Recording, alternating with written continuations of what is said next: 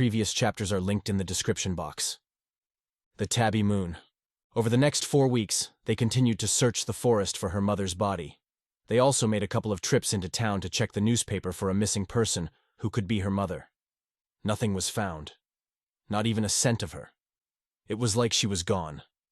Greg or someone in his gang must have buried her or something. He taught her how to use her new sense of smell to track things. For a homework assignment, he had her draw a map of the property with all the landmarks. She would need to know it by heart. Waking up after the first few changes would be disorienting, and she would need to know her way back if they got separated. Don't forget about your sense of smell, he said, running through a mental checklist as he screwed in the last screw for the new lean-to storage area. It'll help you find your way back to the cabin. We can leave the dinner dishes out, so you can track it easier for the first cycle. He'd have to build a vent from the cabin to keep it from freezing in the winter, but there was no hurry right now. Right now, his biggest problem was a place for Tabby, and explaining the awkwardness of waking up the day after tomorrow. She needed to be ready for waking up nude and disoriented in the woods. "Hey, Tabby," he said, looking over at her reading one of his novels. Medieval Monsters. She had proven to be an excellent student. She sat cross-legged under a nearby tree. It was the only book he'd let her read. "Hey, Ad." She didn't look up from the book. "Ad?" "Almost Dad. It's a title you've earned. You're the closest thing to a real dad I have ever had. But RD didn't sound right. It seemed like something a car should be on." "Well, thank you." He smiled, feeling heart-warmed, then frowned as he remembered why he had called her. "We have some unpleasant business to discuss. Let's head back inside." She nodded and skipped to follow him back inside. He sat down in the rocking chair next to the dark fireplace. He probably wouldn't need it again until next fall. "Are these things true?" She pointed to the book as she plopped down on the old sofa. "No." "Well, a small few are, but for the most part, no. For example, you already know that you have some wolf abilities when you are in human form." She nodded. "I am scared." And so she should be, but not a productive thing to say out loud right now. "Ask me anything." "Does it hurt?" "Yes, but only for about 30 seconds or so. I'm not going to lie to you. It'll hurt. But once the wolf takes over, you'll feel no pain. It all heals, nice and clean." He didn't want to tell her that each time it happened, he passed out within 30 seconds from the horrifying levels of pain. "Will I know the wolf?" She pointed at the book. "All these books suggest that the person doesn't remember the wolf and are crazy." "I never truly remember. Just flashes, on a rare occasion. Kind of like a dream that fades quickly." He put his hands on his hips. "And you should only read the books that I tell you. Some are just wrong, and some are too scary." "Okay." She nodded.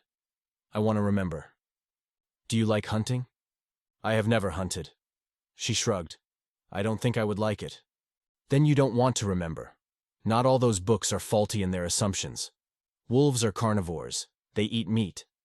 Where do you think I get all the venison for the stew we eat? I just take the leftover carcass and then clean and preserve the meat or can it in jars. Any humans?" She made a face. "I assure you that I have no human preserves." He raised an eyebrow. "Have I given you that perception of me?" He corrected himself. "Have I given you the idea that I would feed a human to you?" She shook her head. "You have never killed anyone?" He shook his head. "Not that I am aware of. I admit that I did move here in fear of accidentally killing someone. But to the best of my knowledge, I have never killed anyone." She nodded, not making eye contact with him. "I don't mean to scare you, but there are things you need to know about the wolf in order to come to terms with it. Knowledge will keep both you and the wolf safe." He motioned for her to follow him inside. "What about clothes?" She closed the book and followed him, and now for the part that made him feel truly unclean. "Well, wolves don't wear clothes, and would ruin anything you are wearing when you transform." "I'll be naked." She stared at him. "You'll be naked." He nodded. "I have a plan." He pointed to a basket on the small countertop. "You and I are going to take these emergency mylar blankets and place them throughout the property. When we wake, we won't have to walk all the way back naked. We can go to the nearest blanket and open the package. Then we can cover up. Then we don't have to be embarrassed any longer than we have to." She nodded. "What if I wander off?" "My wolf hasn't wandered more than a mile from the cabin. Most of the time, he stays on the property. It's almost like he knows the boundaries. It's one of the reasons I had you search the property boundaries before we went off property to look for your mom. I don't know if it'll help, but the closer you are to home when you wake up, the more comfortable it is." She nodded. "And I won't remember anything?" He shrugged. "Sometimes I remember more than others, but it's always like a dream and fades." He reached over to pat her back. "This month was all about learning your wolf. You can use your sense of smell to get home. You have also learned to track and search the property and adjoining properties. Next month, we can try to find the other wolves and see what they will tell us after I have explained their pack politics to you. Because there is nothing in any of these books that explains pack politics. That'll be the first real step that isn't chance in finding your mother's, well, to finding your mother." He almost said her mother's body. He detested the idea of trying to hunt for the purebreds, but maybe they would entertain a few questions since they had left the girl with him. It would be nice to find out what they did know about Amy. She nodded again, flicking the pages of the book. "I'll try to stay in my right mind for as long as I can to help you through the transformation, but I really have no idea what will happen tomorrow night. All I can do is promise that I'll do my best." "That's more than any other adult has done for me." She rolled her eyes. "What about your mom? She seems to have made an effort to get an apartment for the two of you. After all, she could have sent you to stay somewhere else, like boarding school." She sighed. "Mom is okay. Grandma said she was just too young and hadn't learned how to be a good mommy." "Well, it's hard to be a parent if you are so young that you still rely on your own parents." She smiled and jumped up. "We should get little cameras and attach them to ourselves. Then we could see what we do." He guessed she was done talking about her mother. "Only one problem. How to get them on after you're a wolf. Because I assure you, anything that is attached to your body as you transform will either be destroyed or make the transformation hurt worse than it already does. I have been trying to learn your mother's trail cameras, but they are high quality, and I am still working on it." He'd have to work harder to get one. He needed to know what the wolf was up to, especially now that Tabby was here. If push comes to shove, he'd have to build a bunker to lock himself up. He stood up and stepped over to pick up the basket of Mylar emergency blankets. "Let's set these blankets out." She nodded, putting the book back and skipping toward the door. "Does it only happen during the full moon?" "Mostly, but it's always every 28 days.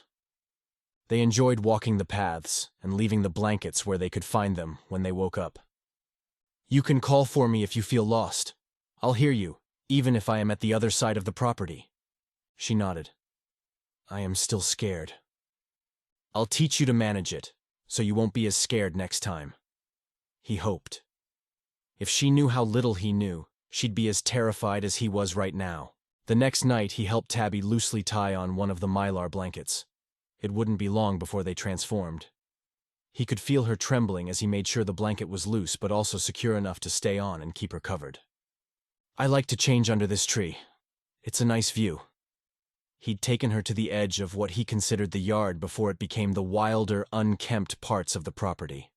"I know it's scary, but I will be right here, and I will try to make sure that I'm me for as long as I can." He gave her hand a reassuring squeeze.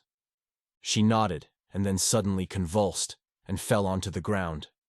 It was starting. She screamed, "Daddy!" Her eyes bulged as her legs kicked. It was the first time she called him that. It had been Ad, until this moment. He patted her back but could feel the tremors starting in his own muscles. "For now, I got you. Just let it happen. It'll hurt worse if you fight it." He involuntarily grunted out the last word as pain ripped through his knees while they stretched and healed themselves into the wolf's legs. The snapping and popping of her little bones were breaking his heart as he listened to her screams for him to help her. But he could do nothing but watch his own hand turn into a paw. Any second, the pain of his pelvis transforming would knock him out. "I'll see you in the morning. Remember the blankets. They'll help you feel more secure." Each word faded into a growl, as a horrible and intense electrical pain rippled throughout his body as his pelvis morphed into the wolf's. This time was different. He gasped, panting as the wolf shook to ruffle out its fur. Why was he still here? How could he still think? Where was the wolf's mind? The wolf had better not take his body over in the morning.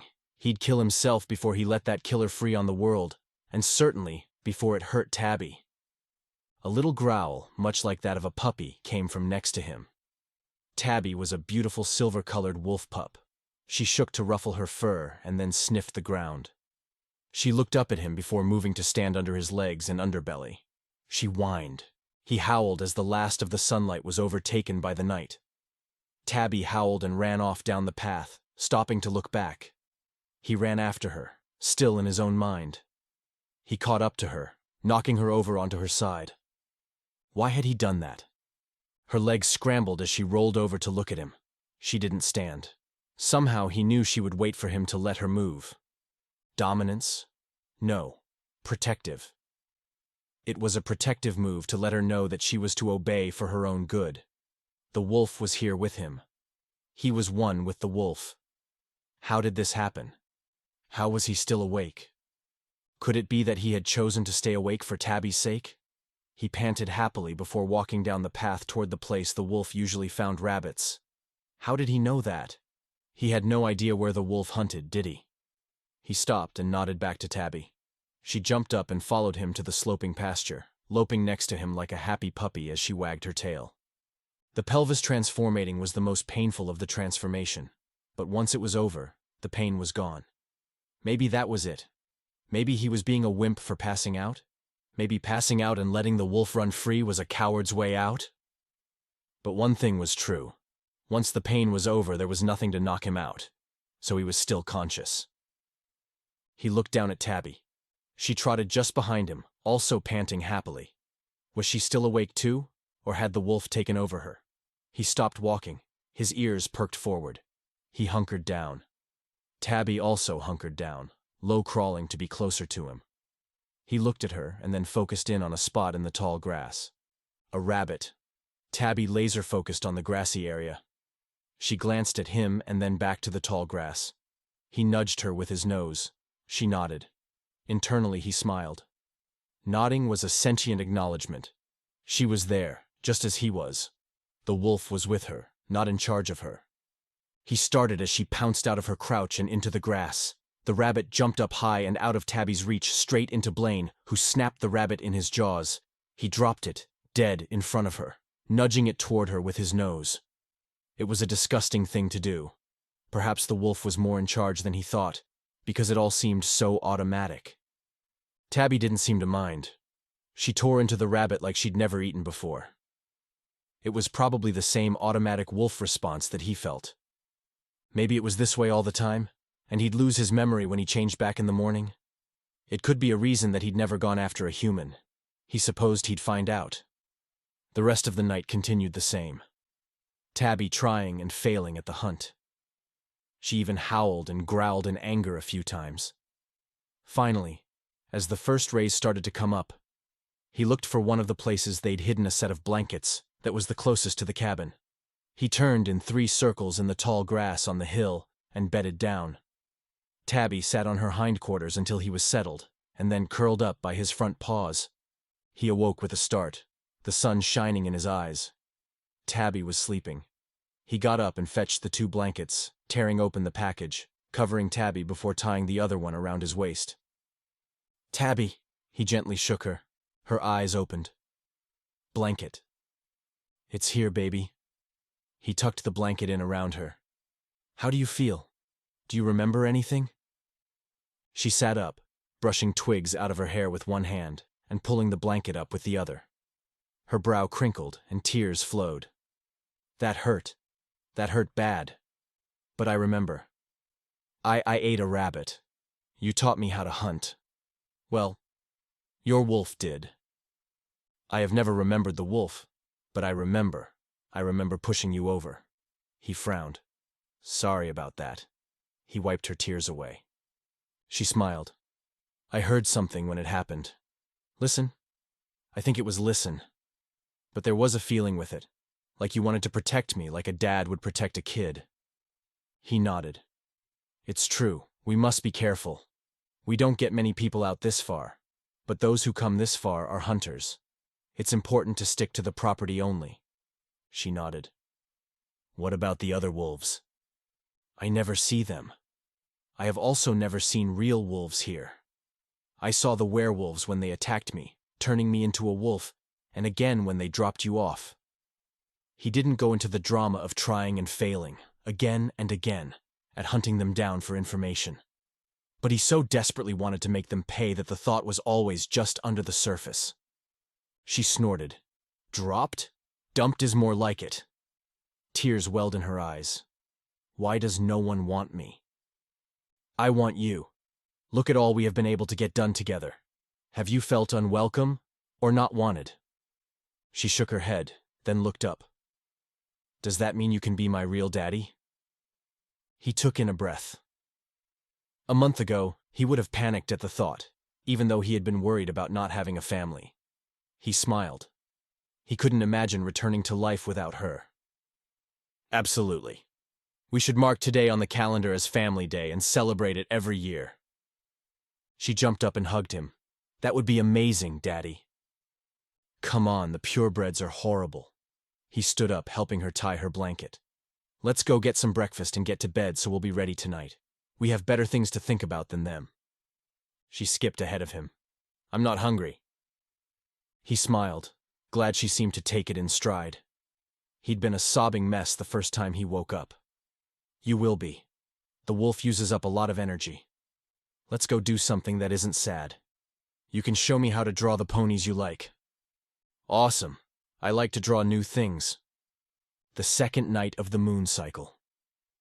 He'd gone through several books looking for a reason that he could remember last night, but not the 5 years of changing prior. It was useless. In fact, all these books were useless. Stupid myths that were based on someone's overactive imagination. He should get rid of them before Tabby started working her way through some of the scarier books about damnation. He frowned at them, wondering what he'd been thinking when he got them as he moved a few to the top shelf. Had he been that desperate for an answer? Dad! He heard from the storage room. He smiled. Yes, Tabby. When can we get some stuff that actually goes in a girl's room? She poked her head out of the old storage room turned bedroom. I wouldn't say no to a few new books either. Ones without wolves. He smiled and chuckled. I should be getting paid in the next day or two. We can head out and get some stuff then. He'd structured the last of his investments to give him $1,000 a month for 40 years if werewolves lived that long. She bounced out of her room. That would be amazing. Can I get ponies for decoration? I like pony books too. I was thinking some homeschooling books. After all, I can't sign you up for school. You'd miss 3 days every month and it would be hard to explain. And, he added when she made a face, everyone has to pay rent. Kids pay rent by learning. What grade were you in? Finishing 2nd grade, she pouted. We can get a book about ponies too. Just remember we are wolves. We can't have real ponies or any pets that wolves would eat. He shuddered at the thought. That would be horrifying. Yay! She jumped up and down. I like books. He smiled. Discussing something as simple as school was very satisfying. Go get your blanket ready. We'll need to go out soon. And don't forget, the top 2 rows of books are mine. Feel free to look at the rest. He looked at a pile. This pile is for donation, so we'll both leave them alone. We can put your new books on this empty shelf. Okay, she said, skipping back into her room. He went into his room to change into his Velcro-on towel, praying that he'd remember the wolf tonight. It had been nice to be one with the wolf. He walked out. Whoa, hey! Tabby had tied the blanket around her neck and was pinning it shut in front of her. Never tie things around your neck ever, but certainly not before a wolf night. You'll choke without a way to get it off your neck. Oh, she rolled her eyes. Yes, I forgot. He helped her retie it, so it was loose. Ready? He pointed toward the door. She frowned and nodded. It's going to hurt again, isn't it? I won't lie to you. I'll just tell you that we can look forward to getting some pony books and decorations day after tomorrow. She offered a weak smile as she stepped outside. He closed and locked the door, hiding the key so she could see where it was. Same place, under the tree over there. She nodded. I'm scared. Her voice hitched in her throat. I don't want to. He sat, reaching up for her. I'll hold you again, and hope that the wolf doesn't take over completely, so I can guide you again. He prayed he didn't pass out. She screamed and fell onto the dirt, shaking. Make it stop! Her voice elevated to a scream as he heard his knees pop. He grunted as his own ankles popped and healed, followed by his knees. He screamed as his pelvis snapped, and he passed out as the electrical pain radiated throughout his body. He awoke with the first rays of the sun in his eyes. Tabby! He sprung to his feet. She was nowhere to be seen. Tabby! He jogged to the nearest blanket he stowed away. He looked around as he tied it around his waist. He was in the valley toward the rear of the property. Tabby! He felt like hyperventilating. Maybe she was already back at the cabin. Tabby! He yelled, continuing to jog toward the cabin. He could see little paw prints. He didn't want to lose her. He hadn't realized how lonely he was until she came along. Tabby, honey, it's Dad. Where are you? It was the first time he'd called himself Dad, or even thought of himself as a dad. He started running and shouting until he got back to the cabin. He found the key and unlocked the door, disappointed that it wasn't already unlocked. That would mean she wasn't back. He'd taught her how to sniff out the house in human form. He burst into his bedroom and put on clothes. If the wolf has taken Tabby from me, I'll kill myself. He slammed the door on the way out. You hear that, wolf? I'll kill you. He couldn't be alone anymore. He didn't want to be a hermit anymore. He ran down the east path, shouting for Tabby. He didn't see any little paw prints, so he started back. He went back to where he'd awakened.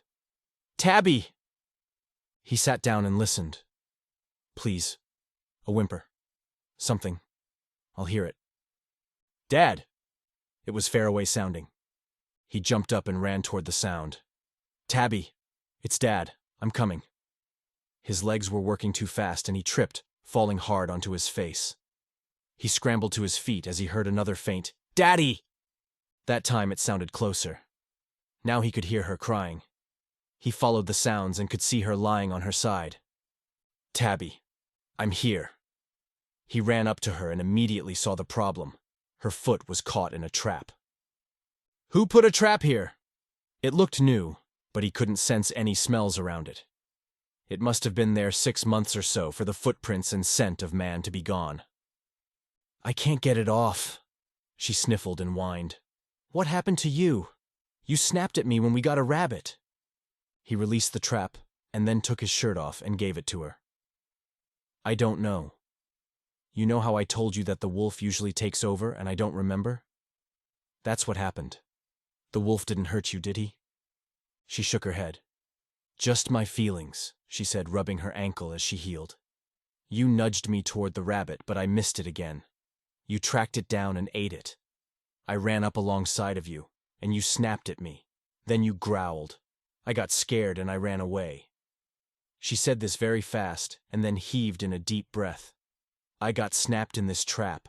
As a wolf, I couldn't get it off, and as a kid, I wasn't strong enough. You're safe now. He hugged her close as his throat tightened with emotion. If I am still me after we change, I'll run in 3 circles. Then you'll know if I don't turn in circles, that it's the wolf.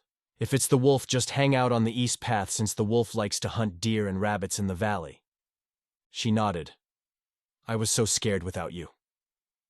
Tears ran down her face, breaking his heart. He scooped her up. Oh, my sweet girl. I am so sorry. I don't know how to control it. The 3rd night of Moon Cycle. He sat down under the tree that evening. Thank God, tonight would be the last night for another month. If I don't chase my tail in 3 circles, right away, just stay close to the cabin on the east path, and I'll see you in the morning. She nodded as he put his hand on her shoulder. The tremors were starting. He focused on his hand.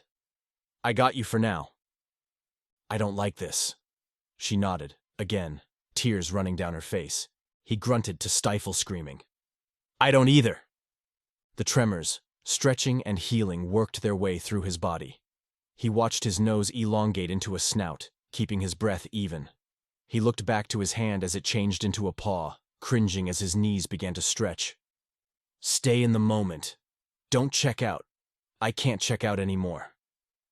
He refocused on his paw on her back as his pelvis broke, and he finally screamed in pain. But he never shut his eyes. He needed to stay here. Internally, he smiled. The pain was now gone, completely healed over, and he was still here. He jumped up and ran in 3 circles, followed by Tabby, also running in 3 circles, jumping up and down. He trotted toward the field the wolf usually frequented, and enjoyed watching Tabby learn to hunt. She would need a lot of practice before any rabbits were in danger from her. After the lesson, and catching 2 rabbits, one for him and one for Tabby, they ran the perimeter of the property, marking the boundaries. He supposed that was the wolf protecting the pup. It'd ward off other animals, and she'd easily be able to find the boundaries in wolf form. He could feel the wolf getting tired when he smelled something metallic. He stopped, turning to look at Tabby, who stopped cold in her tracks. He let out a short grunt toward her, and she sat on her hindquarters as he stepped forward a few steps, sniffing at the ground. Then he saw it. Anger boiled in him. It was another trap. This one was on his property. He turned back to Tabby and then looked back toward the path. She seemed to understand and trotted ahead of him. It's a pup. We can't kill its mother, a voice said from the darkness. That's a male wolf, a female voice said. He howled for Tabby to run and hide by the cabin. Why were there people on his property talking about killing him? He jumped into some bushes, hiding. Why didn't he follow the little one? Because you're talking, and he's now hunting us, the female voice said. Kopnik, keep your eyes open. Yes, ma'am. Did you see how big it was? What kind of wolf is that? Another male voice asked. I didn't think we had wolves like that in Tennessee. I'll bet he was over 150 pounds. Why hadn't Blaine smelled them? Then he saw why.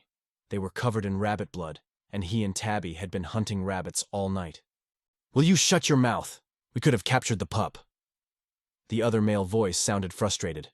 The wolf inside him was relieved that they were just hunters and not werewolf hunters. The wolf would make quick work of them.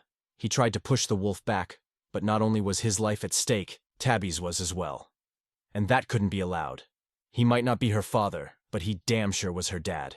If the choice was them or her, they were going down as his first human kills. He crouched down, listening for heartbeats this time. He'd let the wolf take over. He could hear a quiet heartbeat and a racing one. The racing one probably belonged to the chatty fellow. Psst! There was some rustling and then Chatty Man's voice. I think we're on the right land. This sign is here. It's posted no hunting. There's a wolf family. I don't give a shit whose land we're on. Shut your mouth. The grumpy male's voice hissed.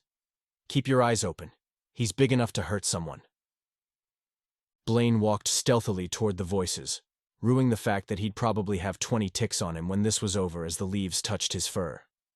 He stopped as the chatty one came into view. 1 pounce, and he'd be dead. Where was the other one? The dangerous-sounding one. The quiet one stood. Well, never mind. He won't be back tonight. We'll come back tomorrow night, if you can keep your mouth shut. I think he's closer than you think. There's tracks right here, the woman said. She was a pretty woman. Brown hair was tied up under her cap.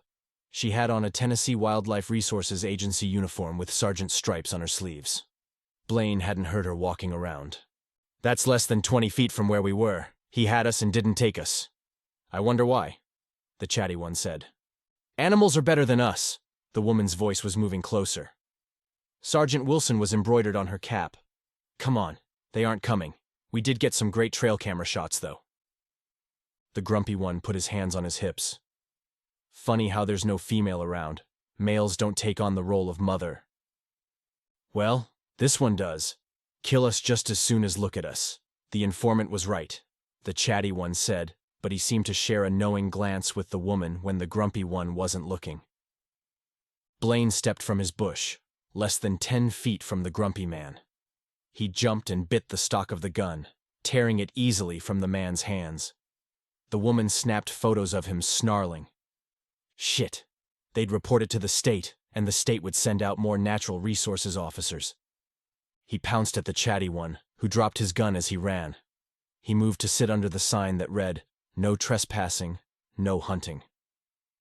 "I think he's trying to send a message," the woman said, continuing to snap photos as the quiet man inched toward his rifle. Record. Specimen has a black coat with patches of white on his chest, yellow eyes. End record. You're making notes? Of course. Silence doesn't matter anymore.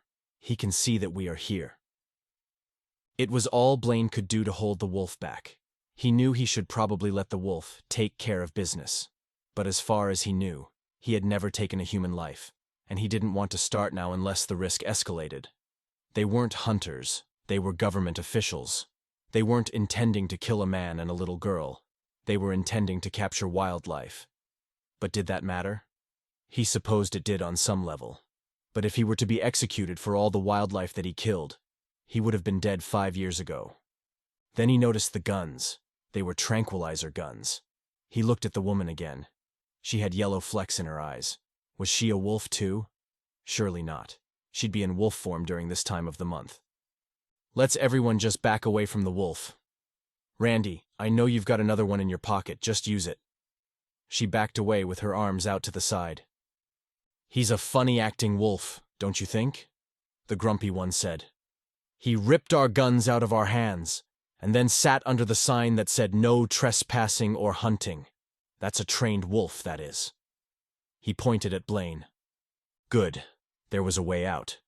He panted and wagged his tail a little bit as he tried to look like a dog that was chilling. Are you sure it's not just a big dog? The quiet one asked as he reached into his pocket. Blaine stood up and raised his hackles, growling at the man's pocket. Why don't we just all back away? Come on, Randy. This way, nice and slow. We don't want anyone bitten, the woman said, putting her arms out to the side again, as if to shield the man. She took a few steps back. We'll inquire at the house once the sun comes up. I think there's a house over the ridge there. We'll remind him that one shouldn't keep wolves as pets. Blaine took the opportunity and pounced up and ran back in the other direction as fast as he could. He could hear the man scrambling, probably to get his tranquilizer gun. But by the time the man would get on target, Blaine would be long gone. He would have to run in the opposite direction of the house and then circle back. He wanted to be able to have believability when he denied that he had wolves. But of course, there would be nothing at the cabin to suggest he even had a dog or cat, let alone a wolf. The problem would be Tabby.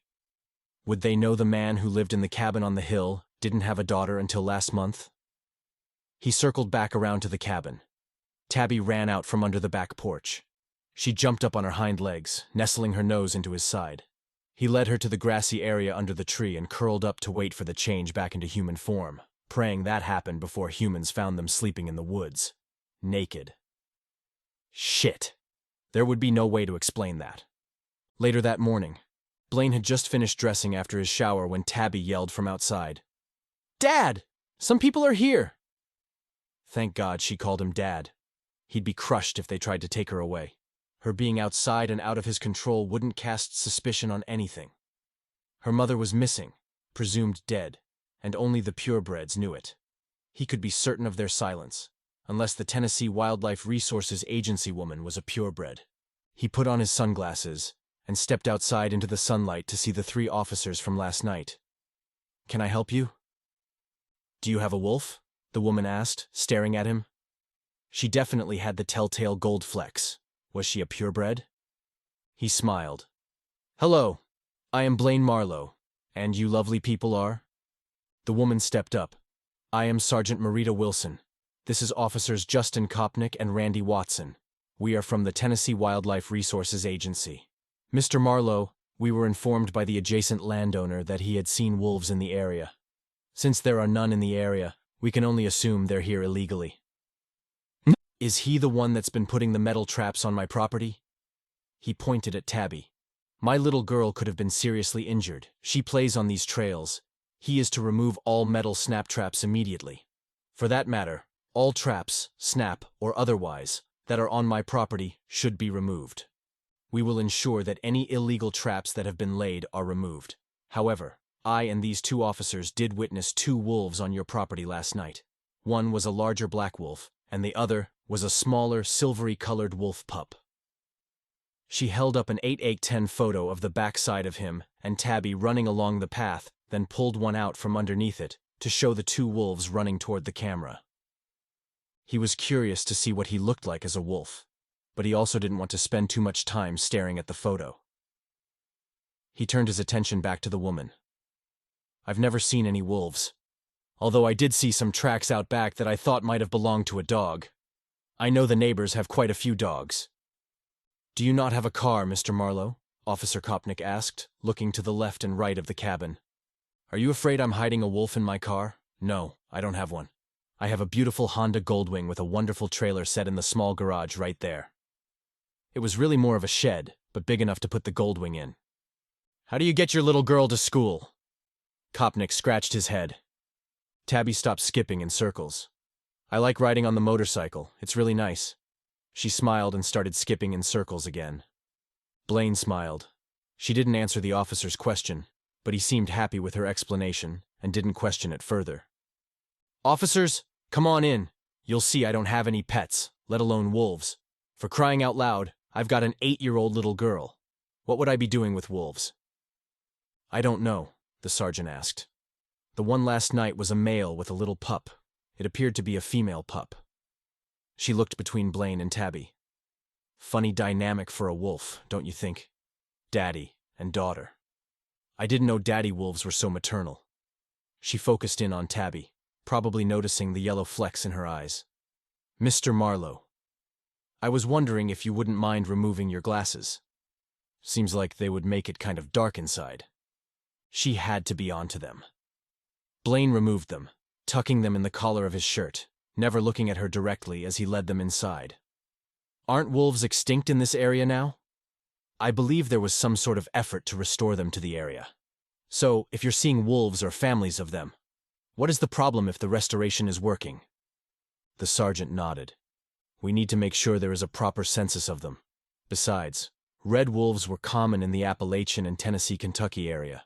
These animals were much larger and looked more like prehistoric dire wolves than red wolves. At the minimum, wolves that large normally live far to the north, nearer the Arctic. So that would mean there's an invasive species of wolves here. It's one thing to restore the natural habitat of the red wolves, but quite another to introduce an apex predator with no natural way to control its population.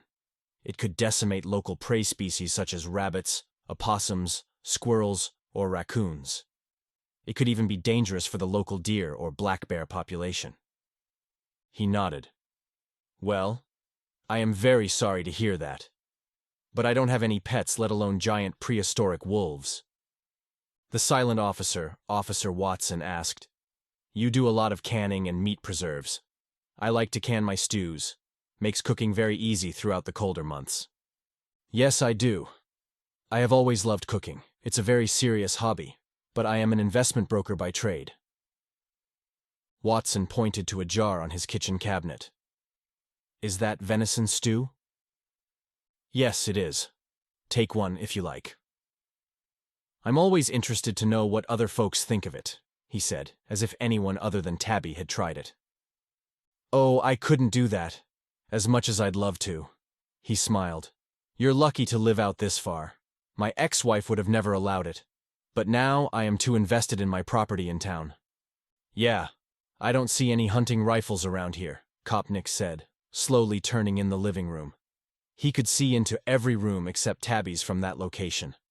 Blaine snorted as he walked over to a cabinet, unlocking it. Perhaps you think I just transform myself into a wolf and catch the prey myself?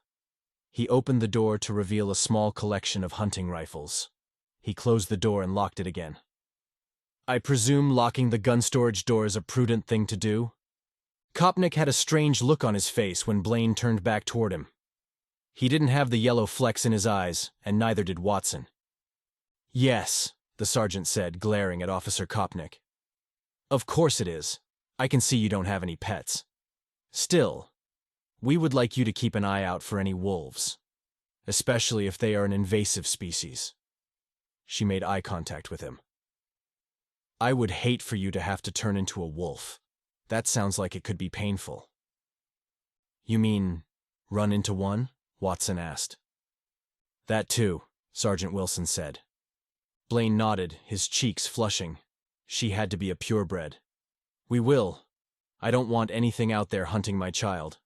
I will let you know if I see anything dangerous, such as metal snap traps and snares on my property that I would like the neighbor to remove, or anyone who illegally leaves things on my property. What was she doing for the Tennessee Wildlife Resources Agency? How did she keep from changing during the cycle? He had 1,000,001 questions for her. The sergeant nodded. Of course. I will make sure the neighbor knows to remove them, and that those are illegal anyway. We have also been tracking poachers in the area. You'll do well to steer clear of them. Tabby pulled on his shirt. Can you teach me how to hunt? He laughed. When you are much older and have completed the gun safety classes not a second before. But of course, he'd teach her Wolf how to hunt with the next cycle. My little girl is turning 8 in 2 weeks. I just signed her up, Officer Kopnick said. I could see if they have another spot. Tabby Marlowe? Tabby nodded, and then looked up at Blaine, smiling. We'll have to check the grades. I was serious about pulling your weight and what that meant. And, for someone who claimed to be upset by hunting, you sure have taken a new interest in it. She shrugged. Let me know. My Amelia would love to have the company of another little girl. Kopnick handed Blaine a card with his contact information. You have your dad's eyes. Watson smiled as he looked down at Tabby. Blaine smiled. With the yellow wolf flecks in their irises, she would look like his natural-born child to them. Sergeant Wilson looked at the floor, averting her eyes from Watson. Maybe they wouldn't inquire further, especially since Wilson was obviously keeping her purebred status to herself. Well, the sergeant said, turning to leave. We'll get out of your hair. We just wanted to check on the wolves. Thank you, officers. Blaine smiled at them and then looked to Kopnick. And I will let you know if her grades have earned enough money for hunting lessons. He nodded. I like that. I might do that with mine. Watson raised an eyebrow. If my grades weren't right, I'd get the stuffing knocked out of me. Blaine smiled. I do what my mom did before she passed. An A earns money, a B not as much, a C keeps me out of trouble, and D is using my allowance to pay for my own tutor, and an F is grounding from all functions until the next marking period. It teaches that hard work earns more reward. The sergeant looked around, confused. You live in a cabin in the woods. I'm actually retired, and yes, I earned enough money to retire by the time I turned 25. Of course, I could have worked longer and earned twice as much money. But then I wouldn't be able to enjoy my beautiful cabin on my wonderful mountain and be with my super smart daughter as a stay-at-home parent. Well, we'll look forward to her at school, Kopnick smiled. Watson paused. Where's her mother? Tabby answered. Mom drove me here and left. She wants her new life. She frowned. I don't think she wanted me to be part of it. She just wants to take pictures and sell them to National Geographic or somewhere. That's all right, little one. The sergeant bent over to pat her shoulder on her way out. Your dad's got it covered. Once the officers left, Blaine turned to Tabby. What was that story? It's true. Well, it's mostly true, and she did care more about her pictures. She looked up at Blaine. I was just a burden. The first thing I want to make clear is that while you were a surprise, you are not a burden. Blaine nodded. He had never known a moment's neglect at the hands of either of his parents. They took care of him every possible moment. Dad would run up bills gambling and sometimes fight with Mom about it, but nothing as severe as making him feel unwanted. They had been killed in a freak scaffold accident as they walked down a city street. He'd spent his junior and senior high school year with his grandma and step-granddad. As a young adult, his grandparents had helped him finish his master's degree. Let's get some lunch and go to bed so we can be ready for the store tomorrow. I am looking forward to getting some pony decorations for your room. She nodded, smiling and leaning up on her toes to pull him down to kiss him on the cheek. Thank you, Daddy.